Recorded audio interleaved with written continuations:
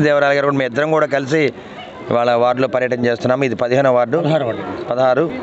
అదేవిధంగా ఇక్కడ మాజీ మున్సిపల్ చైర్మన్ శారదం సుబ్రాయ గుప్తా గారు, అదేవిధంగా కపిల విజయకుమార్ గారు, మరి బీజేపీ నాయకులు వల్లెపు కృపారావు గారు, రామకృష్ణ గారు, అదేవిధంగా మరి డాక్టర్లు కూడా చాలామంది వాళ్ళ క్యాంపెయిన్కి రావడం జరిగింది. జనసేన, బీజేపీ, టీడీపీ అందరూ కూడా కలిసికట్టుగా ఇవాళ ముమ్మడి ప్రణాళిక ద్వారా ప్రోగ్రాం చేస్తూ ఉన్నాము.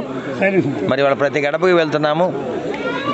ఈ వైసీపీ చేసిన అవినీతి కానీ, దుర్మార్గాలు, అక్రమాస్తులు కూడబెట్టుకోవడం ఇవన్నీ కూడా ఎండగడుతూ ప్రతి గడపకి వెళ్తున్నాము.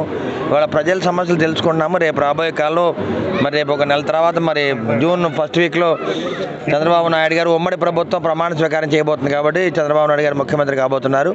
అదేవిధంగా పవన్ కళ్యాణ్ గారి మరి అండదండలతోటి, మోడీ గారి ఆశీస్సులతోటి రేపు ప్రభుత్వం ఏర్పాటు కాబోతుంది కాబట్టి మన నర్సరావుపేట ఎంపీ శ్రీకృష్ణ దేవరాయలు గారు, అదేవిధంగా పల్నాడు జిల్లా 7 అసెంబ్లీ సెగ్మెంట్స్ కూడా గెలవబోతున్నాం. 20 ఏళ్ళ తర్వాత నర్సరావుపేట గడ్డ మీద టీడీపీ జెండా ఎగరేయడానికి మీ అరవింద్ బాబు సంసిద్ధంగా ఉన్నాడు. మరి ప్రజల ఆదరణ, ఆశీస్సులు అన్నీ ఉన్నాయి కాబట్టి తప్పనిసరిగా ఈ జెండా ఎగరేస్తా అని చెప్పి మీడియా ముఖ్యం